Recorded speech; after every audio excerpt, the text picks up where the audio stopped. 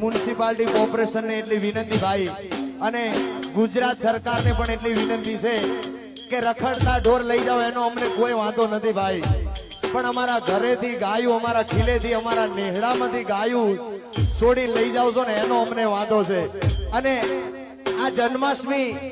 સાહેબ સનાતન ધર્મને માનતા હોય, હિન્દુ ધર્મને માનતા હોય તો ગૌ આપણી માતા છે સાહેબ, એની 33 કરોડ દેવનો વાહો છે, એક સાહેબ એની